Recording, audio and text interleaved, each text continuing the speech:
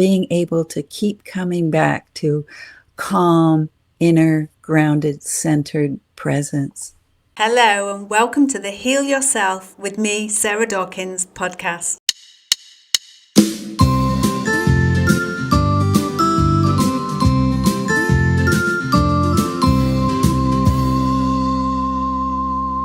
We share people who've already healed themselves, along with health and wellness tips from myself.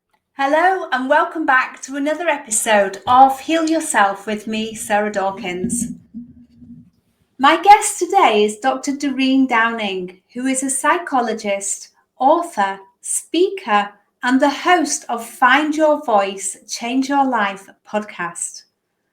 Doreen once suffered from stage fright, and in healing her wounded voice, she discovered that being connected to her essence, her authentic self, is the key to relaxed and confident speaking. She's passionate about empowering others to transform fear and find their voice so they too can stand up, speak out, and be heard. So welcome, Doreen. Thank you. It's always nice to hear it read back because I relate to the truth of it. It's been a journey. Yes. Thank you, Sarah. It is a real journey, isn't it? To find out who we are authentically and to be able to use our voice. So I know I've just shared in your bio what you've healed. Would you like to walk us through how you found out that you had the fear of speaking out and how you overcame it? Oh, it is a journey. That's right. Well, I think that moving through life, I was happy and it seemed like I picked a degree at the University of California to be a psychologist. I like to understand behavior and people, and I always had probably a bent towards helping others because I'm an older sister. I had a younger sister, and I think that has something to do with me being able to watch out and to care for others. So I think it was in my nature to be a psychologist. I also am an introvert, and I love listening. I love deep listening.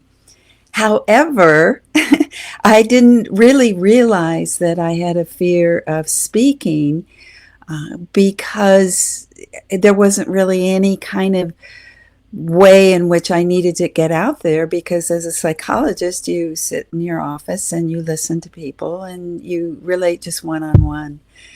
And it was when I started to have to do professional meetings that it really came to me that my fear of speaking was showing up in a way that prevented me from expressing myself. And it would be something like sitting in a small room of 6 others where we're going to share our cases. There was about maybe halfway around the room to where I was going to share my case. I started to feel my heart pound, and my head started to feel like it was, throbbing. And I think that was, probably physiologically the heart beating so fast that it came up into my head and made me feel like I was dizzy. Isn't that amazing? So here I'm sitting feeling like I'm, pretty well professionally settled, and yet this physiological fear coming up inside of my body. And so that happened over and over. And I think I'm looking back. In fact, right now, I'm kind of thinking back about it from this point of view and saying, well, what was so scary? And I think for the first time, I just said, oh, here are these other professionals. And am I really one of them? And I think that there was probably a comparison going on. I'm not as, just not as good as the other people in this meeting who are having case studies and being articulate and coming up with theories.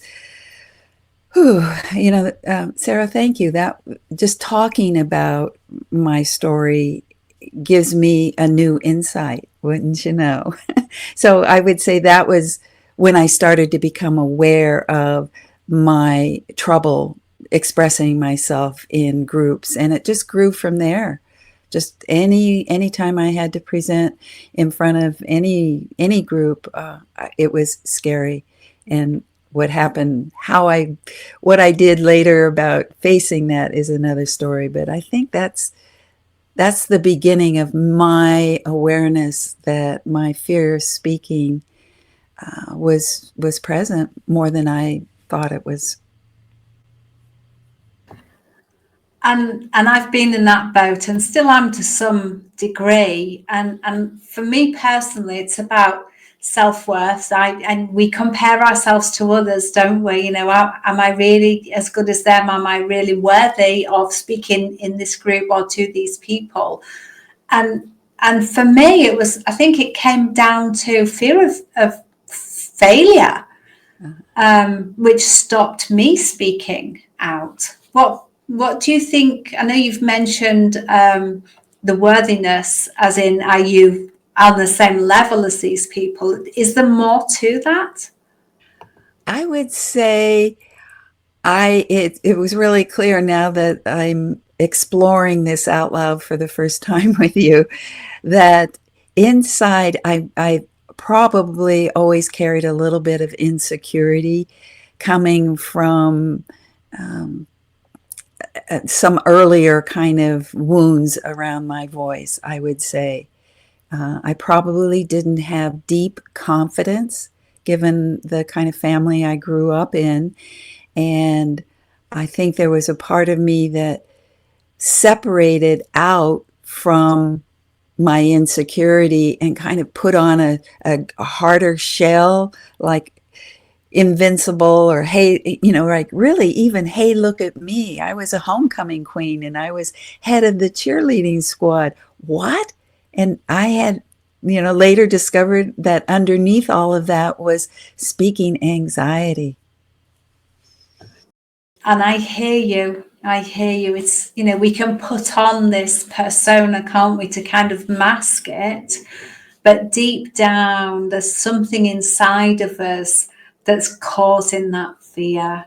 And Yes. it's about understanding it and being compassionate with ourselves as well, isn't it? Because it's easy to say, oh, come on, get over it and pull your socks up, and like our parents would, trying to be stoical, trying to use words to give us confidence. But unfortunately, the words they used sapped us of even more confidence.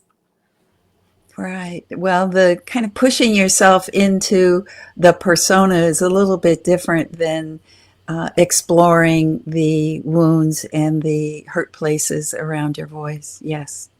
Yeah, yeah. And I found I did both. I pushed myself on the one hand, and then on the other hand, there was that wound inside. What if I mess up? What if people laugh at me? What if they think I'm stupid?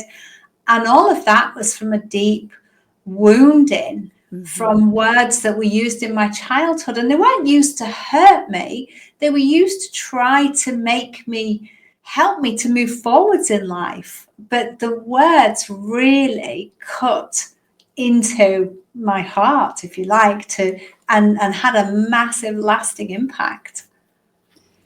I love talking to you because it gives me, there's space to look at this earlier wounding around my voice, because your work is so much about healing.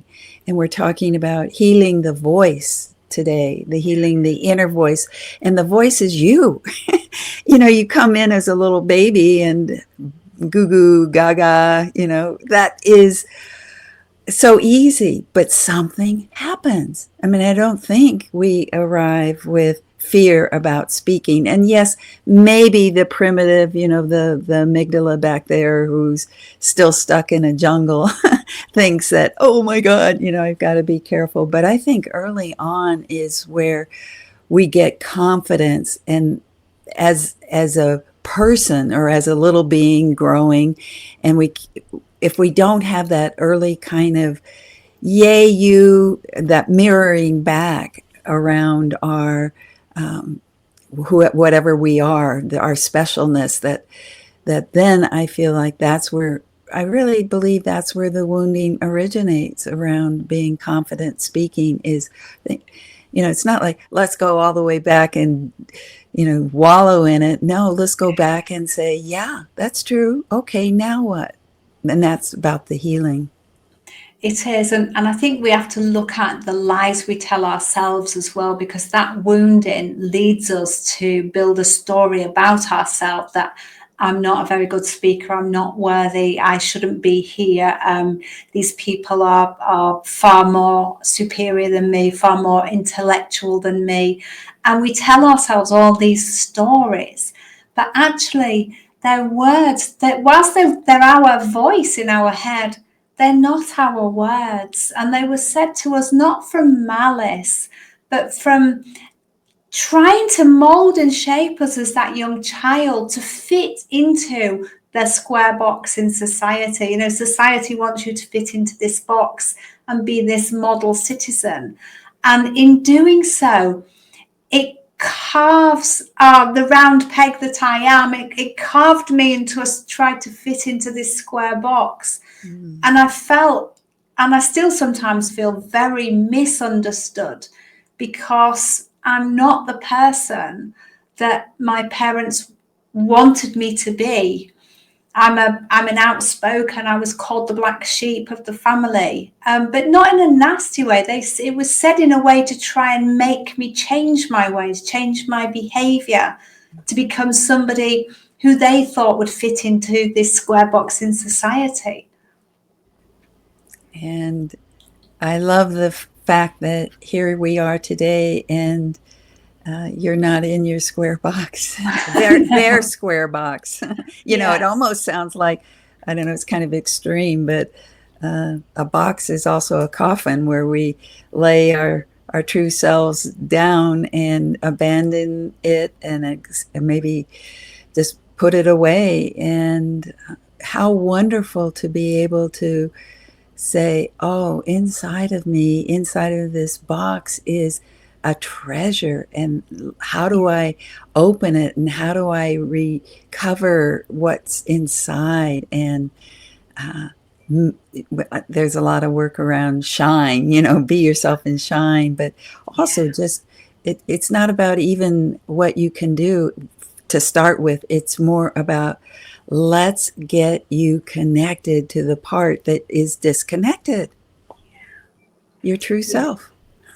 absolutely. And remember who you are Yes, before you became who you are now to please other people.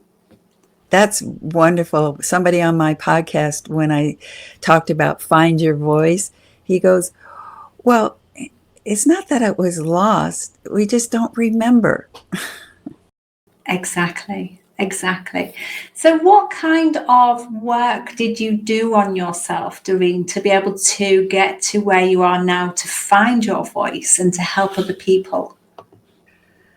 Uh, yeah, there was a moment when I had to finally admit that I was afraid of speaking in public and I couldn't go on stage. And the organizer was pretty upset and confronted me and said, "Isn't fear your business?" Here I am, a psychologist. And that, to me, that was the turning point, that I really couldn't avoid it anymore. Am I going to stay in my tiny office working with just one person at a time for the rest of my life? Or am I going to be able to work in a group, share more of what I have to share, be more of myself? And at that moment in my life, I decided, because it was a decision, okay, I've got to look at fear. And I think that that's one thing that people don't want to do. Who wants to get scared? Because to go towards fear, you have to feel the fear. And my process is about doing it in a way that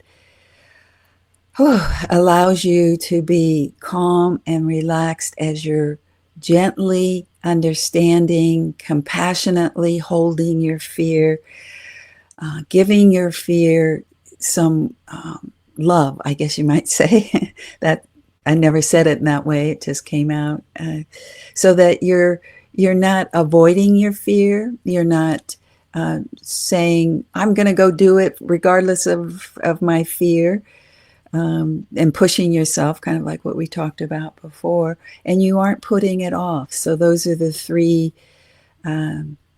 dangerous D's, I call them, that you deny it, that you have fear, that you try and defeat it, or you delay. So those three D's, I think, keep people from actually moving, because they don't know how to move towards fear. And that's what my strength as a psychologist, as a fearless speaking coach, is to help people find out how to navigate safely through fear so that they finally have a way to access down into what's in that box that we've talked about, the precious self. And I really love that. We have to hold fear in love and in compassion, Yeah, and give ourselves some grace.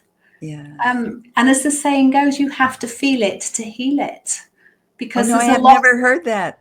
Oh, have you not? You have to feel it No. to heal it. Yes. Yes. Oh, can I take that to my next Please master do. class? Yes, please do. But Yeah. there's a lot of talk out there that says take a negative thought and flip it into a positive. Well, no, take the negative thought, feel into it, see what the message is. Why is that fear showing up? And for me, it was my inner wounded child showing up, who didn't want to mess up, who didn't want to feel silly or stupid, who didn't want people's negative opinions. And that fear came because of that. So when I can hold my inner child in love and compassion, say, it doesn't matter if you mess up, it's a part of life, it's a part of learning.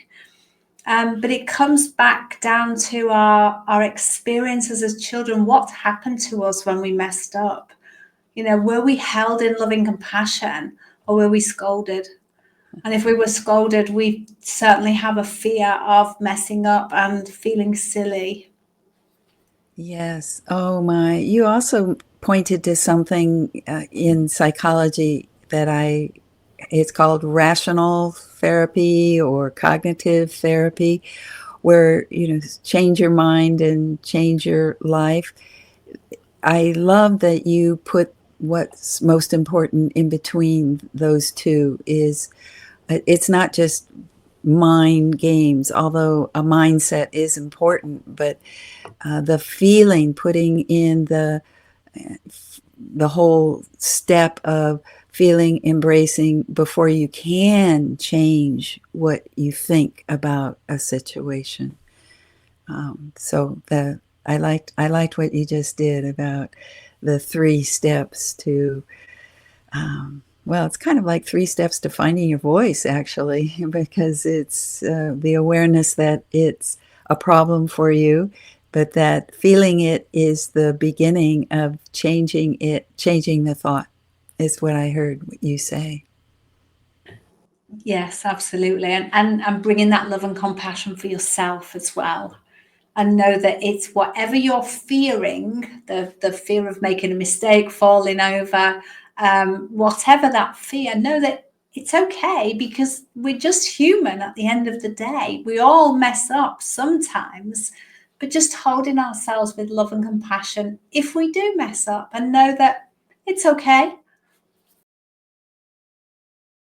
And I think that the being able to do the physical kind of having tools to, when your body is out of they call it dysregulated, but anxiety, that's a process that does actually confuse you. It tightens your body, the throat, the heart pounds, so it is hard to be calm and relaxed, and where words can flow more easily. So the actual awareness of the body itself having that reactive thing go on when you have a presentation you have to give in a couple of weeks and you're already having sleepless nights.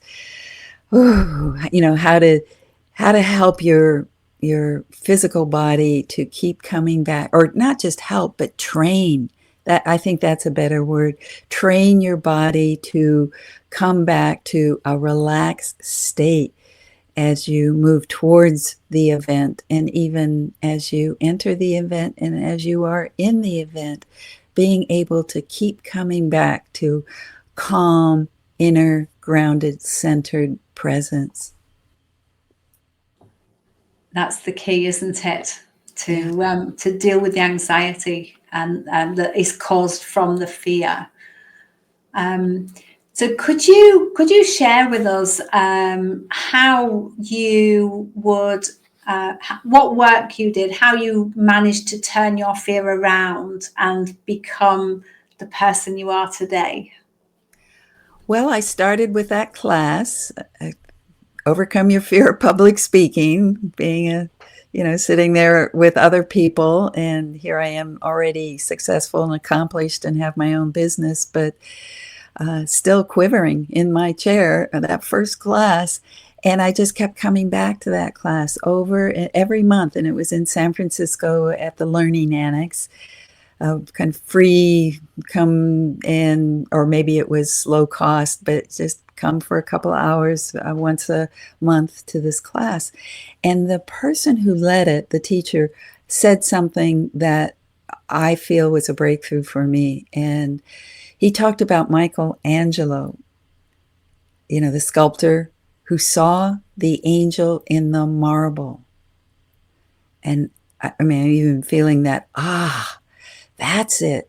Inside of all this casing, all this degree work and all this doctorate stuff and all this professional stuff, inside is my angel. And I want to free her. I want to have her come out and be powerful. How do I do that?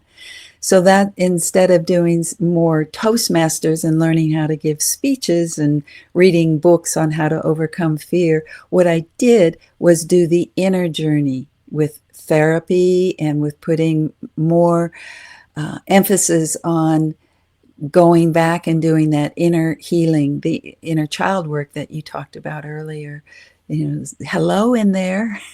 Who are you and what's so scary for you? And I'm here now in a way I couldn't have been there then. And so the dialoguing with the inner child, I think, is one of the techniques that worked in journaling, and but also finding something that, and it was a process developed by Lee Glickstein called speaking circles, where you come into the group and everybody is silent, listening, and they're only focused on your essence, or, well, the best parts of you, a strength. They aren't looking at how you're delivering your speech, what you're saying, does it make sense? It's nothing about what you're saying. No content. It's just, in fact, you didn't even have to finish your thought. It was more about being in the moment, learning how to drop down into full presence, be with the listeners, one listener at a time, until you felt like you were free to say what you needed or wanted to say in the moment. So that was, again, I talked about the physicalness, that being able to drop down into this core of myself is a physical embodied experience. And that's where voice, for me, and what I teach people is that's where voice comes from. It doesn't come from a script and in your head. It comes from a knowing, an inner knowing that you've been able to drop into, listen to yourself, connect with, and then move through fear, and that's courageous confidence, move through to speak. And I would say the journey to find my voice was that, starting with traditional stuff like Toastmasters, and then realizing it didn't go deep enough, and then designing my own process. And now I have a signature 3-month program, Find Your Voice program, where people do go through a similar kind of healing journey that I went through so that they can show up and speak up in any situation. I like to say, from the boardroom to the bedroom, your voice is your most precious and powerful asset. I really like that, Doreen. Thank you. Because I think the Toastmasters and the speaking places have a place. But first and foremost, we've got to come inside and do that healing work. We've got to heal the fear we have that is our inner child screaming, no, I can't do that, because they're terrified. Yes. And then once we can calm that inner child, then we can learn about what Toastmasters and speaking places teach about, how to put your speech over, how to use better words, how to not and find out what your go-to is. It has a place, but first and foremost, that inner work has to be done, because even if we're learning what our unusual words are, we've still got that inner child screaming, I'm really frightened. And but yeah, I say too many times. Well, that's okay. It's all part of our own learning. So thank you for that. Yes. And could you share one tip with somebody who is struggling to find their inner voice, their voice? What can they do on their own healing journey to help themselves to speak up? Well, I'd love if they could read my book, actually, because it's kind of what you've been talking about. It's not about speaking, it's about being. And the 7 secrets I talk about in my book start with be still, be present, be attuned, which has to do with listening, be connected. And so every step that I talk about is about being. And that when I lead my programs, I ask, well, so what do you notice? And they say, it's not about speaking. I said, yes, it's about being. And that you have to come into knowing who you truly are and the strength of who you are. Maybe some people call it your superpower. I call it the essence. So that would be the first thing I'd want people to, it's not a tip, but I'll tell you a tip in just a second. But I wanted to, this idea, this frame that speaking is, you got to make a better speech, or you've got to do the words, or you got to eliminate ums. You got to have a particular stance or a vocal variety, all those kinds of performance techniques. But first, we have to come into just raw you and making that safe so that you grow from there. And that's my message in the work that I do, and I'm glad I get to speak about it today. But the tip comes from scientific research, and it's about the eyes. Because when we get scared, the eyes narrow. We have tunnel vision. Think about it. You're in the jungle and you hear a noise and it's dark and your eyes start to narrow because you want to focus on exactly where the danger is, right? So you go into this state of alertness, readiness. It's fear, actually, that you're frozen and starting to prepare for danger. And it has a lot to do with your eyes, believe it or not. And so what the tip is to soften. I'm doing it right now. And my voice just kind of dropped down a little bit, you might have heard, but soften my eyes, soften your eyes, and do a soft gaze. And I know that most programs say, make sure and look at your audience, but they don't tell you how to look. And what I'm doing is stepping back and helping people do the kind of looking that will engage listeners so much more than just looking at them. That that the softening of the eyes is a soft gaze. When you look at your listeners, there's more of an open energy channel where they feel, believe it or not, this has been proven that when you are gazing softly at somebody, not only are you more relaxed, but you do something about the way that you connect with them and how they then respond to you. And I think that, we're all sensitive beings, and people know when we're doing eye contact as opposed to, and speaking at, as opposed to softly gazing, including people in the speaking. Maybe even a whole nother tip at another time is about how to listen to your audience. But right now, the tip is about how to look at your audience, and it has to do with softening the gaze, softening your eyes. And if you do it right now, if you're listening to me, you'll notice that your cheeks begin to loosen in the back of your neck and your shoulders. It begins to affect the whole way you are in this moment present. And you could even feel your eyes. There's a wider vision as opposed to that narrow tunnel vision. And you are magically in a new state of presence with a wider view, calm. And that allows your voice to come up much more easily. Thank you. And if somebody wasn't speaking to an audience, if they were having problems with relationships or at home, I suppose a deep breath first would help them to soften their eyes to then be able to find their voice and speak out. Oh, breath is one word: breathe. Breathe, breathe, breathe, breathe. Yes, there are techniques, but because it's always with you. And that's the other thing about breath and eyes, softening your eyes. You could be in any conversation, and all you have to do is think, soften my eyes. And it works instantly. Breath, I love breath.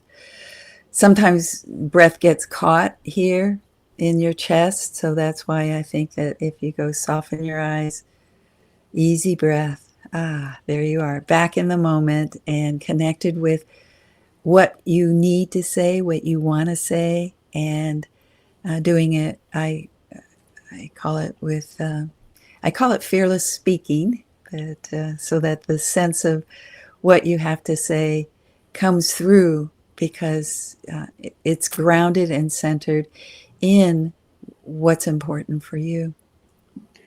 Thank you, Doreen. And where can people find yourself and your book?